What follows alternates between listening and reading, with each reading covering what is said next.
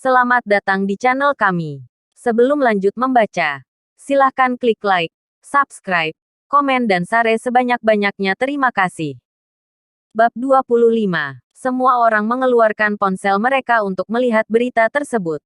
Tidak butuh waktu lama untuk memastikan bahwa Bos Stephen ini telah benar-benar bangkrut.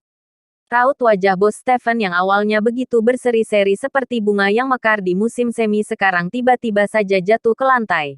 Sakit jantungnya kambuh. Dia dibawa oleh seseorang dan dibuang keluar dari ruangan itu. Semua orang terlihat terkejut. Ekspresi Nara yang tadi begitu gugup sekarang terlihat sedikit rileks. Dia memandang Reva. Apakah ini termasuk sebagai pembalasan yang dikatakannya tadi? Tommy tampak malu dan mengibaskan tangannya. Sudahlah. Lupakan saja. Bos Stephen sudah mundur dari acara ini. Siapa penawar kedua tadi? Alex, ini Tuan Wilson. Tuan Wilson memiliki proyek senilai 130 juta dolar. Direktur Wilson juga sudah bangkrut. Reva langsung memotongnya. Persetan. Direktur Wilson marah sampai melompat. Baru saja dia akan membentak Reva ketika istrinya tiba-tiba menelepon. Setelah menjawab telepon itu, Direktur Wilson juga mengikuti jejak Bos Stephen. Dia merosot ke lantai dan dilempar keluar dari ruangan itu. Semua orang di ruangan itu tampak panik.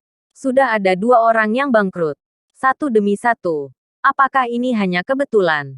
Wajah Tommy juga tampak pucat pasi. Siapa penawar ketiga? Alex. Dia adalah Direktur Frederick. Dia. Aku mundur. Aku mundur. Direktur Frederick berseru dengan ketakutan. Aku tak mau ikutan lagi. Direktur Frederick. Aku khawatir kau juga sudah tak bisa ikutan lagi. Reva berkata dengan lembut. Karena, kau juga sudah bangkrut. Apa? Direktur Frederick tampak panik dan dengan cepat mengeluarkan ponselnya untuk menelepon.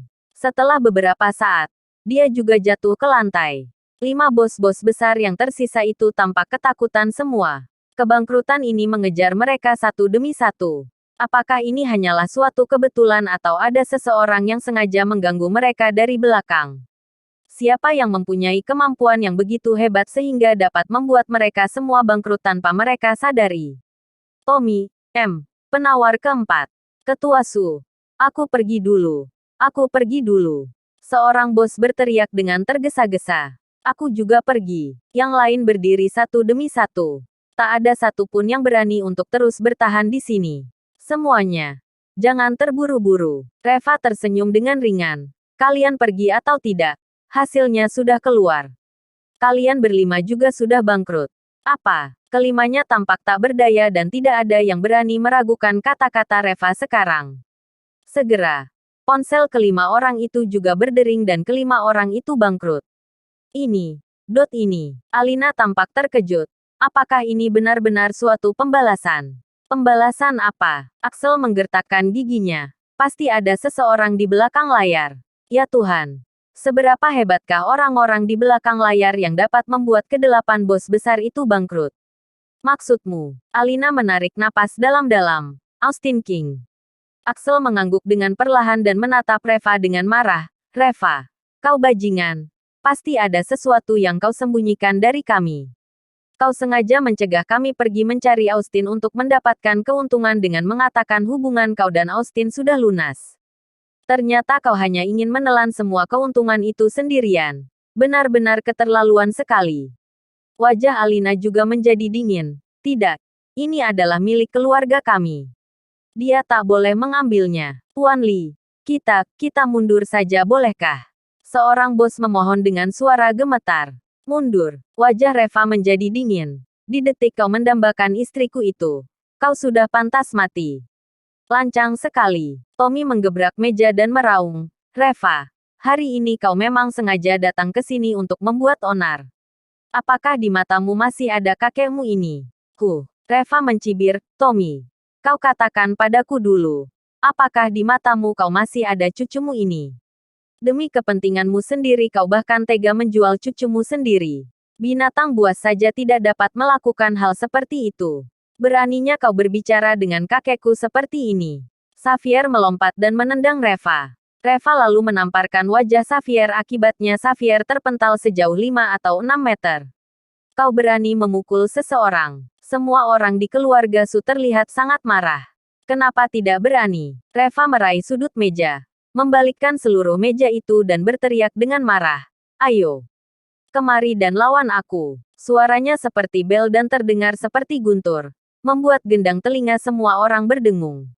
Semua orang di keluarga Su menatap Reva bagaikan dewa dan mereka semua tertegun. Tidak ada satupun yang berani mendekatinya. Panggil polisi. Panggil polisi. Tommy terlihat sangat marah. Reva, keluargamu telah mencuri rahasia perusahaan. Aku akan memasukkan kalian semua ke penjara. Haha. Reva tertawa dengan dingin dan berkata, Pak Tua, keluarkan ponselmu dan periksa sekarang juga.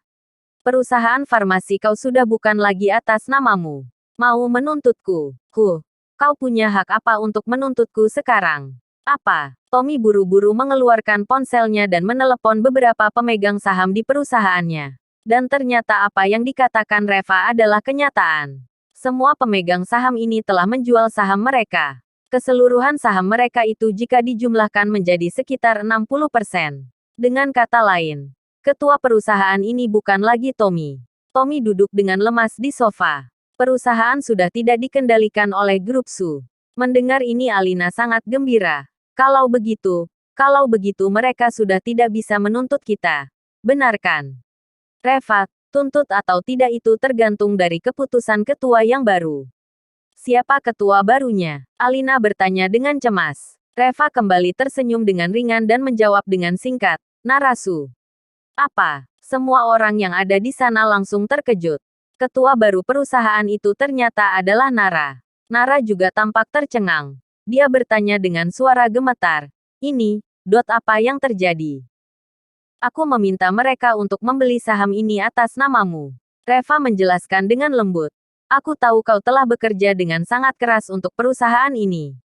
Jadi, mulai sekarang, kaulah yang akan bertanggung jawab atas perusahaan ini. Ini.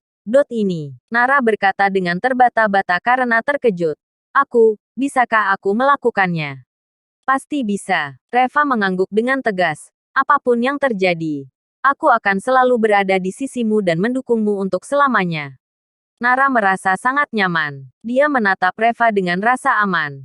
Reva berkata dengan terkekeh. Pak Tua Su, sepertinya jamuanmu tidak menarik. Sudahlah. Ayo pulang dulu. Oh ya satu lagi. Pak Tua Su, ingat jangan sampai kau datang terlambat untuk kerja besok. Besok adalah hari pertama Nara sebagai ketua perusahaan grup Su. Jika kau datang terlambat berarti kau tidak menghormati Nara. Tommy sudah sangat marah sehingga dia mengalami serangan tekanan darah tinggi dan pingsan di tempat. Dia meninggalkan keluarga Su dalam kekacauan.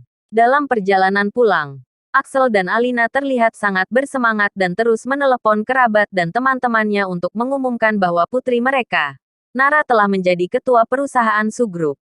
Yang paling senang adalah Alina. Dia menelepon anggota keluarganya satu persatu. Hei, kakak perempuan sulungku.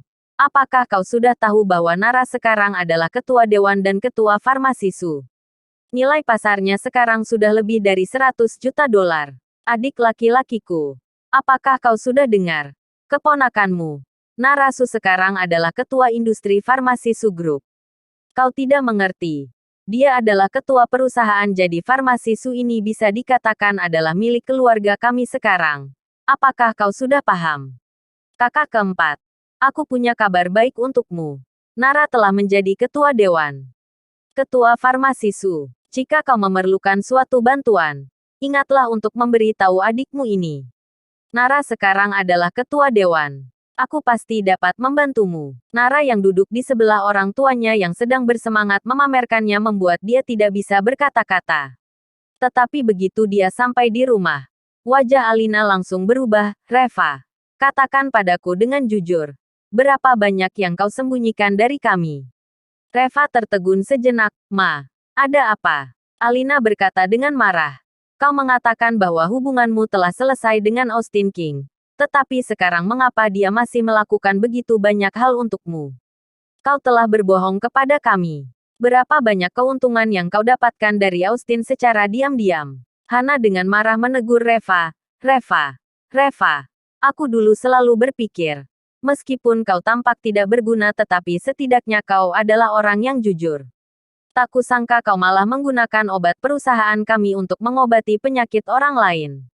Tetapi keuntungannya malah kau ambil untuk dirimu sendiri saja. Apakah kau tak malu? Sudahlah. Untuk apa kau membicarakan itu dengannya? Axel berkata dengan wajah kesal, Reva. Aku akan memberimu dua pilihan. 1. Kau menyerahkan semua keuntungan yang telah diberikan Austin kepadamu sekarang juga atau yang kedua. Aku akan pergi mencari Austin dan menjelaskan semua duduk persoalannya. Kedepannya kau juga tak ada hubungannya lagi dengan keluarga kami. Bersambung.